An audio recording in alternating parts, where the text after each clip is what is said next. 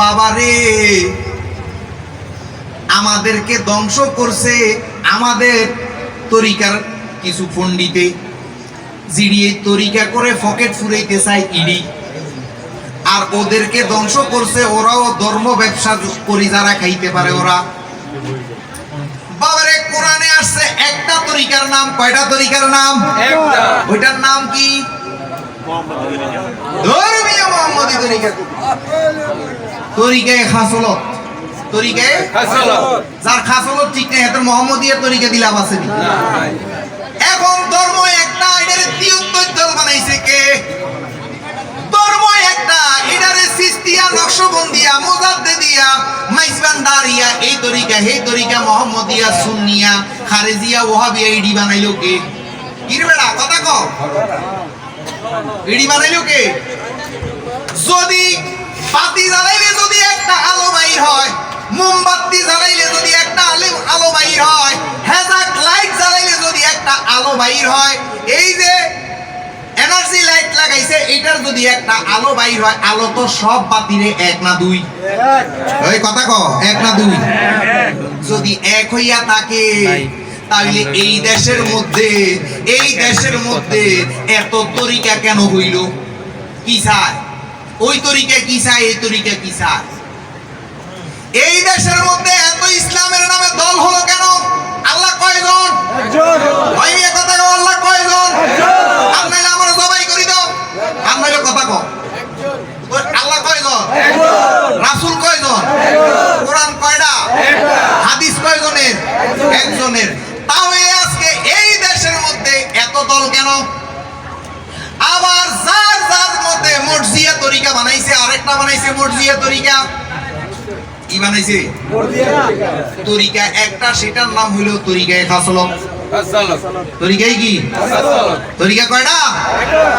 তরিকায়ে খাসলত যার ঠিক নাই, চারিত্রিক গুণাবলী যার ঠিক নাই, সে নকশবন্দিয়া, সিস্তিয়া, মুজাদ্দিদিয়া, মাইজবান্দারিয়া, আহলে হাদিস, জামাত ইসলাম, যত দলে হোক, আওয়ামী লীগ, বিএনপি, যত দলে হোক, কোনো লাভ হইবনি। তাইলে এগুলা করলো কে? এই যে আওয়ামী লীগ ছিল মুসলিম লীগ থেকে আওয়ামী লীগ হইছে,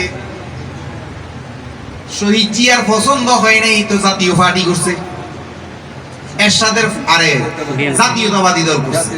এরশাদের আওয়ামী লীগ বিএনপি পছন্দ হয় না, এর লেগে জাতীয়তাবাদী দল করছে। ঠিক নেই? ঠিক। তাইলে এটা তো দুনিয়াবি না বিষয়, এটা কিসের বিষয়? দুনিয়াবি।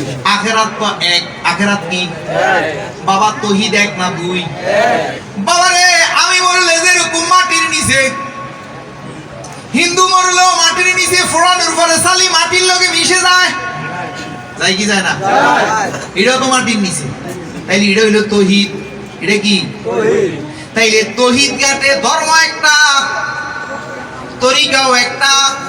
শুধু যার যার স্বার্থের জন্য, ধর্ম ব্যবসার জন্য, যার যার গদি ঠিক রাখার জন্য এইভাবে ধর্মটাকে হত্যা করা হয়েছে। বাবা আসো, এখনো সময় আছে, আমরা শুদ্ধতা গ্রহণ করি। আমরা কোনটা গ্রহণ করব? এই জন্য বাবা আমরা যে সব কিছু জানি তা না, মারামারি কাটাকাটি ধর্ম না। আসো বুঝাইয়া দাও, আর না হইলে বুঝে নাও, শতবার বুঝাইয়া দিতে রাজি, শতবার বুঝাইয়া দিতে রাজি। তাইলে বাবা কথা বাড়াবো না, আমরা কোন দলে আছি? ওই দলে আছি যেই দল করলে হৃদয়ে শান্তি উপলব্ধি করা যাবে, মানুষ সুন্দর থাকবে, মানুষে মানুষে হানাহানি হবে না। ওই দলে আছি ধর্ম নিয়ে ব্যবসা করব না। ওই রাসূল যেরকম খাদিজা এত ধন সম্পদ সব কিছু লইয়া বিয়া হওয়ার পরে যেই রাসূলের 3 দিনের বেশি ঘরের খাওয়ার থাকে না, এত ধন সম্পদ লইয়া বিবাহ বসছে, বসার পরে যেই রাসূল আবার ক্ষুধার জ্বালায় ফেটে ফাতর বাঁধে। এখন দেখি এই চরিত্র সুলেমান ল্যাংটার কাছে সুন্দর কোন? এখন দেখি এই চরিত্র বাবা শাহ আলীর কাছে কোন সুন্দর? এখন দেখি এই চরিত্র বাবা ভান্ডারীর কাছে বলেন সুন্দর। এখন দেখি এই চরিত্র হক্কানি ওলি আল্লাহর কাছে। এখন তাইলে যেই ওলি আল্লাহ ভক্তের উপকার করে, ভক্তের রুহানি শক্তি বাড়ায়, ইমানি শক্তি বাড়ায়, ভক্তকে সৎ পথের আদেশ নিষেধ করে।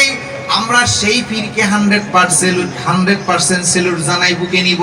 আর যেই পূর্বণ্ড গো, যেই পীর ধর্মের নামে ব্যবসা করে, যেই পীরে ধর্মের নামে নিজের শক্তি ও সন্তানকে কানাডা ইংলিশ মিডিয়ামে পড়াইয়া প্রতিষ্ঠিত করে, এমপি মন্ত্রী হওয়ার জন্য খুব কৌশলে দল বানাইয়া, দল বাড়ি করিয়া তার ফলাকে সেকেন্ড টাইমে মন্ত্রী এমপি বানাবে, যেই পীরে এসব করে, আমরা ওই পীরের মাথায় হোয়াটসঅ্যাপ করি। কি করি? এসব পীরের মাথায় যদি হোয়াটসঅ্যাপ করেন, আপনার যৌবন শক্তি বাড়বে। কেন? নবী ইব্রাহিম বাপের বিরুদ্ধে যুদ্ধ করছে। বলেন সুন্দর? এটা আমি নাঙ্গল করতাম মানে কোরআন শরীফ বলেন। নবী ইব্রাহিম, নবী মুসা, নবী লূত, আমার দয়াল নবী আপন চাচার সাথে যুদ্ধ করছে। কি জন্য? সত্যের জন্য। কি জন্য? না ধন সম্পদের জন্য। বর্তমানে আরেকটা বিষয় আছে, কিছু লোক আছে আসি শুধু ফুসিং দিব, বাবারে তোর মারিয়ে লেগো, এই করবো, এই দরকার নাই। এটা হে আরেক যার সন্তান, সে আরেক মুনাফিক। আপনাকে উৎসাহ দিবে না, আগিয়ে দিবে না, আপনার আরো ডাবাই কেমনে রাখবে সেই চেষ্টা করবো। আরে বেড়া, মৃত্যু একদিন, এই যে এখান পর্যন্ত আসতে পারবো, তার কোনো সিকিউরিটি আছে? দাসের ভয় কি বলো না, দাসের ভয় কি বলো না। আরে জীবনে মরণে আছেন সোরাব মাওলানা, আরে জীবনে মরণে আছেন সোরাব মাওলানা, আরে জীবনে মরণে আছেন জাবের মাওলানা, আরে জীবনে মরণে আছেন জাবের মাওলানা, আরে জীবনে মরণে আছেন হাশেম মাওলানা, আরে জীবনে মরণে আছেন রহিজ মাওলানা। দাসের ভয় কি না, দাসের ভয় কি বলো না। ঈমান মজবুত করে। একমাত্র আপনি যখনই ঈমান গ্রহণ করবেন, তখনই আপনার শত্রু বাড়বে। আর না হলে আপনার শত্রু ওই পর্যন্ত হবে না যে পর্যন্ত আপনি ঈমান গ্রহণ করবেন না। দেখবেন যে আপনি সবার কাছে আদরের পুতুল। কোথায়? দুনিয়াতে। কোথায়? আর যখনই আপনি সত্য গ্রহণ করবেন, তখনই সর্বপ্রথম আপনার ঘরের লোক শত্রু হবে। যখন আপনার ঘরের লোক শত্রু হয়, তখন বুঝতে পারবেন যে আপনি ঈমানের লাইলে ফানা দিয়েছেন। জমিনের একটা লাইল আছে না, আইল কয় লাইল, এই মাত্র লাইলে ফানা দিয়েছেন। যখন ঘরের লোক আপনাকে ঘর থেকে বের করে দিবে, তখন বুঝবেন যে আপনি হবে জমিনের মধ্যে ফানা দিয়েছেন। যখন ওখান থেকেও হুমকি আসবে, আপনারা ফাগলা গারদে দিবে, আপনাকে মেরে ফেলবে, তখন বুঝবেন যে আপনি হবে জমিনে চাষ করতেছেন। বলেন না সুন্দর? বাবা, এই সত্য গ্রহণ করার কারণে নবী মুহাম্মদের কাফেররা কি সুমা দিছে না ফাতর মারছে? আমি কোন ধর্ম গ্রহণ করছি? এখনো মাইর খাইনো, ফিডা খাইনো। কোন ইসলাম গ্রহণ করছে? ঘরের বউ জিজ্ঞা আছে, জিজ্ঞা কইলে আপনি কথা বলতে পারেন না, তার মানে আপনি এখনো বউয়ের প্রতি আপনার ঈমান, এখন আপনার ছেলের প্রতি আপনার ঈমান। মাগো, আমার ছেলে জানি কি কয়। আমি সৌরভ স্যার কাছে মুরিদ হইছি, এখন আমার ছেলের বউ জানি কি কয়। তাইলে আপনার ছেলের বউয়ের প্রতি ঈমান না আল্লাহ রাসূলের প্রতি, নবী রাসূলের প্রতি ঈমান? কার প্রতি ঈমান? আপনার ছেলে